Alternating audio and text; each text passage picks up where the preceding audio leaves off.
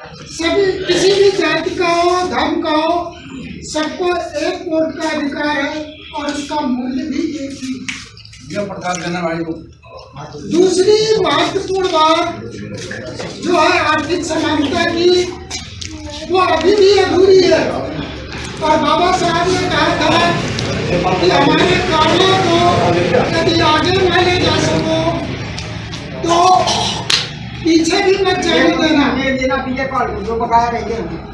वर्तमान समय में एनआरसी के माध्यम से हमें पुनः अपनी नागरिकता को सिद्ध करने के लिए उनके द्वारा मांगे गए दस्तावेज देने पड़ेंगे। ऐसी दशा में हमारी नागरिकता खतरे में पड़ सकती है और जिसकी नागरिकता खतरे में पड़ेगी उसके वोट देने का अधिकार चला जाएगा। इसलिए ऐसी सरकार को हमें दरकिनार करना चाहिए जो हमारे नागरिक अधिकार को छीनती है। इस बात का हमें विशेष ध्यान रखना है। अपने नागरिक अधिकारों को सुरक्षित और संरक्षित करने के लिए हमें जो भी संभव उपाय है करने चाहिए। बाबा साहब ने फिर स्मरण दिलाऊं, बाबा साहब ने कहा कि मेरे कारवा को आगे मत ले जा सकना तो पीछे भी मत जाने देना। एक वोट का अधिकार दिला गए और वह एक वोट का अधिकार छीनने वाला, इसलिए सजग हो जाए और अपने एक वोट के अधिकार के लिए ऐसी सरकार को सत्ता में जाने से रोके जो आपके एक वोट के अधिकार को छीनती है। अब दूसरी बात करते हैं आर्थिक समानता की। पिछली बार भी इसी प्रांगण में मैंने अपनी आर्थिक समानता की बात को कहा था। हमारे शरीर 5 फीट, 5.5 फीट, 6 फीट, 6.5 फीट तक होता है। इतना ही हमको इसी शरीर को रखने के लिए मकान की जरूरत है, इसी शरीर को रखने के लिए बिस्तर की जरूरत है। वो कोई भी व्यक्ति हो, हमारे घर में जो बच्चा पैदा होता है उसका क्या दोष है कि उसको जन्म से ही न पढ़ने का अधिकार मिले, न दवा का अधिकार मिले, न अन्य सुविधाएं मिले। उस बच्चे का क्या दोष है जिसने हमारे घर में जन्म लिया? हम नहीं पढ़े, हम किसी कारण से नहीं पढ़ पाए, ये मेरा दोष है।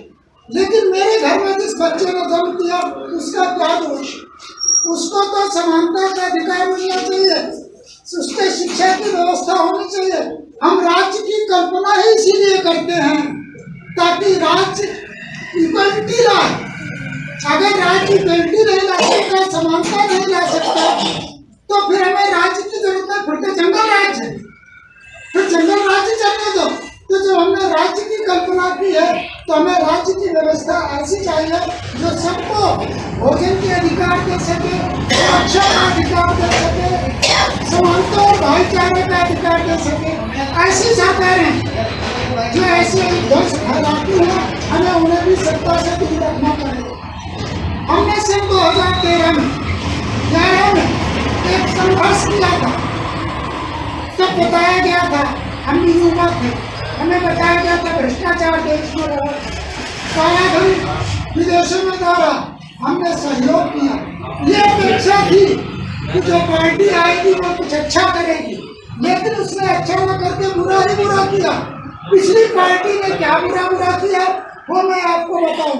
आर्थिक असमानता लाने में पिछली पार्टी, राष्ट्रीय पार्टी की महत्वपूर्ण भूमिका रही।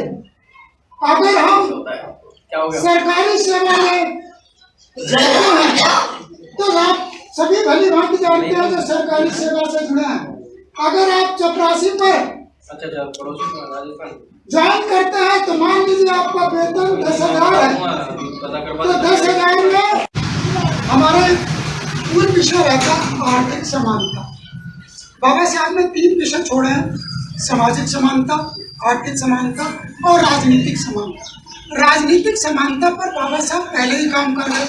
सबको एक वोट का अधिकार देगा, चाहे लखपति हो, करोड़पति हो, महिला हो, पुरुष हो कुछ भी हो, एक वोट है उसकी वैल्यू भी है। ठीक, तो राजनीतिक समानता तो देगा, उस पर हमारे लोग काम भी कर रहे हैं, अपनी अपनी राजनीतिक पार्टियां बना रहे हैं, सब कुछ कर रहे हैं, तो वो एक विषय हो गया। दूसरा विषय है आर्थिक समानता। और हम सभी लोग देखते हैं जहाँ जहाँ आर्थिक समानता आ जाती है वहाँ पर जातिवाद अपने आप खत्म, वर्गवाद अपने आप खत्म। तो सामाजिक समानता मूल विषय नहीं है, मूल विषय है आर्थिक समानता कैसे लाई। अब हम देख लें कि आर्थिक विषमता कहाँ कहाँ से आई। तो मैं जो अपनी खोज में पाता हूँ तो आर्थिक विषमता सबसे पहले आई वेतन आयोग से। जो पहला वेतन आयोग बना उसने जो स्ट्रक्चर डिजाइन किया वो स्ट्रक्चर था कि भैया चपरासी का वेतन ये रहेगा और इंक्रीमेंट भी इतना बढ़ेगा, 25 रुपए 30 रुपए। ठीक, अधिकारी है तो उसका 100 रुपए इंक्रीमेंट होगा वार्षिक। तो आर्थिक विषमता वहां से शुरू हो रही वेतन आयोग से। ठीक, अब जीवन भर चपरासी कितनी भी मेहनत कर ले वो कभी अधिकारी के बराबर इंक्रीमेंट नहीं पा सकता। फिर दूसरी चीज है दिए फिक्स नहीं लगेगा। आलू का रेट ऐसे कहीं बढ़ता है कि मार्केट में जो पैसे वाला जाएगा उसको जो 55 रुपए में मिलेगा और जो लेबर क्लास का जा रहा है उसको 50 रुपए में मिलेगा। महंगाई फ्लैट बढ़ती है, महंगाई फ्लैट बढ़ रही है और डीए परसेंटेज में लग रहा है। ये कौन सा तमाशा है? महंगाई अगर बढ़ रही है तो गवर्नमेंट को सबको फ्लैट देनी चाहिए कि भाई महंगाई बढ़ गई 500 रुपये, सबको 500 रुपये मिलेगा, परसेंटेज में नहीं कि आपका मूल वेतन है वहाँ पर परसेंटेज में जाए। तो गड़बड़ियाँ हमें जो सरकारी स्तर पर है, जो राजनीति से जुड़े हुए लोग वो इस बात को रखें कि पहले तो वेतन स्ट्रक्चर को ठीक करो। अगर गवर्नमेंट अपने वेतन स्ट्रक्चर को, वेतन आयोग को ठीक कर दे तो जो हमारे लोग हैं, हमारे अपने समाज के लोग, कुछ लोग बड़े तेजी से धनपति होते जा रहे हैं और हमारे जो लेबर क्लास है वो और भी गर्त में जा रहा है। हमारे में उन्होंने एक डिवाइडेशन पैदा कर दिया। जो अधिकारी मुझे ठीक है, तो एक डिवाइडेशन पैदा हो जा रहा है। और वो मैंने कुछ लोगों को जो मदद की और वहाँ से किसी से मैं चर्चा, जिन लोगों के पास पैसा आ गया उनके पैसे को जो हमारी अदर एजेंसीज हैं इन्वेस्ट वाली, वो कहते हैं आप यहाँ पैसा लगा दो, वहाँ पैसा लगा दो, ठीक है आपका इतना डबल होकर मिले। वो सब अपनी अपनी पॉलिसी खरीद रहे हैं। किसी के घर में अगर देखोगे जाके जो ऊँचे वेतन वाले हैं तो कोई ना कोई पॉलिसी ले रखे, उनको हर महीने किस्त देनी, उनके पास भी पैसे बचने का। वो ऐसा नहीं कि उनका वेतन अधिकारी है अधिक है तो वो कुछ समाज को डाइवर्ट करें। लेबर क्लास तो आलू खरीदने में जा रहा है, अगर आलू खरीदने के बाद इनके पास कुछ पैसा बच रहा है जो अधिकारी वर्ग में, वो उनका किसी न किसी फंड में, किसी न किसी किस्त में फ्यूचर सुरक्षित कर रहे हैं। अरे वर्तमान सुरक्षित कर दीजिए, फ्यूचर अपने आप सुरक्षित हो जाए। कोशिश कीजिए हमारा आपका, आप अगर अपने बच्चे अच्छे तैयार कर लेते हैं तो ये मान लीजिए बच्चे आपका फ्यूचर में सम्मान करेंगे। लेकिन आपने अपने आप को बनाने के लिए फंड इकट्ठा कर लिया और बच्चों की परवरिश नहीं सही की तो आपका भविष्य सुरक्षित नहीं, पैसा कितना भी इकट्ठा करेंगे। तो आपको पहली कोशिश देनी पड़ी, हमेशा जोड़ों से जुड़े रहें। ये हम यहाँ पर बैठे ये जड़ें हैं हमारी। आप कितना बड़ा अधिकारी हो जाए, जब तक पैसा कहेंगे हो सकता है कोई इधर जाति का व्यक्ति आपको सम्मान नहीं। जैसे पद से उतरेंगे आपकी वही। और जब भी प्रमोशन की बात आती तो प्रमोशन में इतनी दुखियाँ फंसा कि आपको प्रमोशन जो है किसी भी डिपार्टमेंट आसानी से मिलने नहीं, क्योंकि आप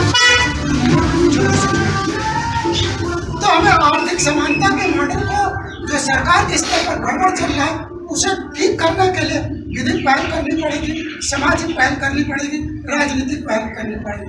अब इसी पर मैं आगे बढ़ता हूँ। जो सरकार ने मॉडल लिया वही मॉडल प्राइवेट सेक्टर में अडॉप्ट कर दिया। वहाँ भी तो मैनेजर है, प्रबंधक है, उनका वेतन लाभ और जो नीचे है वो 15,000 वाले। तो ये जो सरकारी मॉडल है इसने इतनी आर्थिक विषमता पैदा कर दी। निजीकरण में यदि हम आर्थिक मॉडल को दुरुस्त नहीं करते तो अगर निजीकरण का आर्थिक मॉडल अगर दुरुस्त नहीं होगा ऐसी ही आर्थिक विषमता वहाँ के वेतन में रहेगी। तो ये समाज की जो विषमता जो बाबा साहब का सपना होगा आर्थिक समानता का, वो पूरा नहीं होगा। इसलिए हम सब लोगों को मिलकर आर्थिक समानता कैसे आए समाज में, इस विषय पर काम करेंगे तो सामाजिक समानता अपने आप आ जाएगी, राजनीतिक समानता बनेगी। वेतन आयोग में सबका वेतन फ्लैट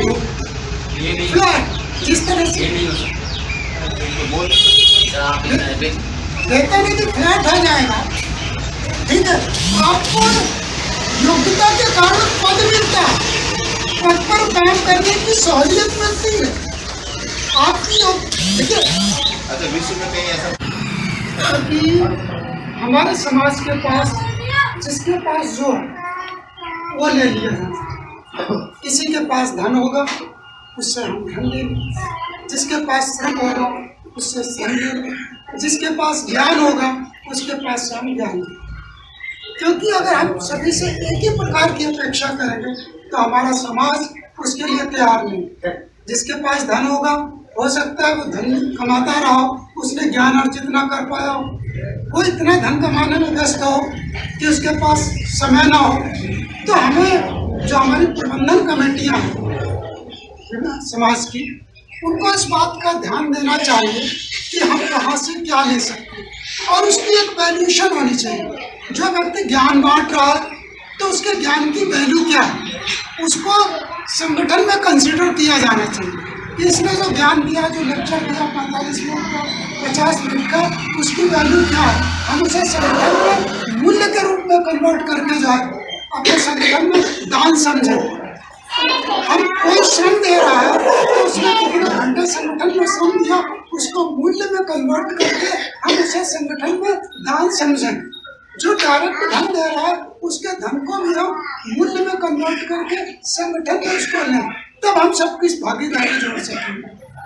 अब मान लीजिए कोई व्यक्ति धन नहीं दे सकता, यहाँ पर उसने एक दिन का लेबरगिरी दे दी, इसका कंट्रीब्यूशन हो गया, हम ये नहीं कह सकते कि उसका समर्पण नहीं है।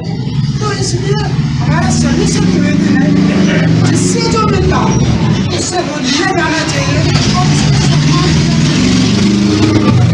ये हमारा बात है।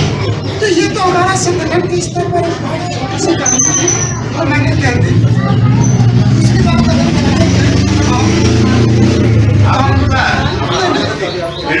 लोकतंत्र के पीछे बैठे हैं, सभा का संचालन मैं 1 साल बाद आया हूँ, तो इसलिए मुझे थोड़ी सी थी, मैं इसलिए कह दिया। मैं कुछ राष्ट्रीय बातें कहना चाहता हूँ जो राष्ट्रीय विषय से संबंधित।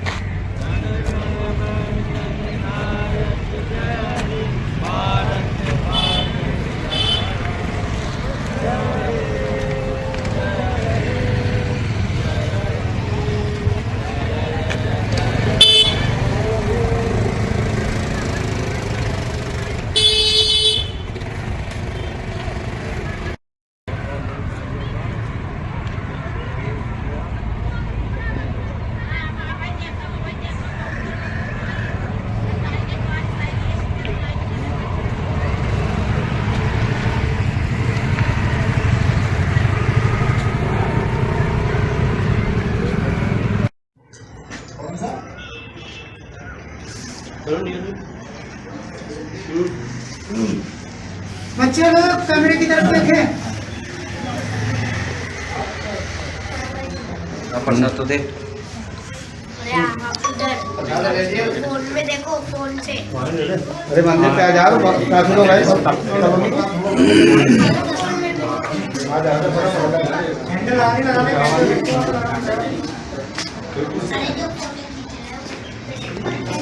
ये तार पट्टी कर रहा हूँ तो आईफोन में हो जाएगी।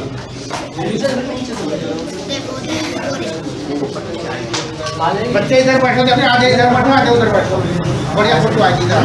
आधे आधे इधर बैठिए, आधे इधर आधे उधर, दोनों तरफ बैठो, दोनों तरफ आधे आधे बैठो। आधे बच्चे आधे, सब दोनों आधे। बच्चे आगे, बच्चे आगे, भैया आप भी आगे। बच्चे बैठ जाओ।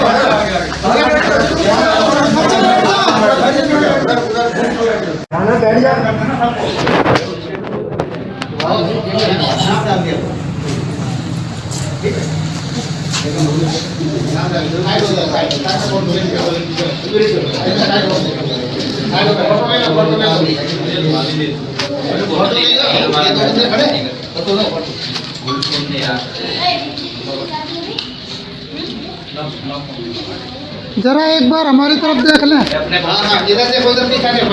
रिकॉर्डिंग में आ रहा है। बच्चे भी हमारी तरफ देख लें।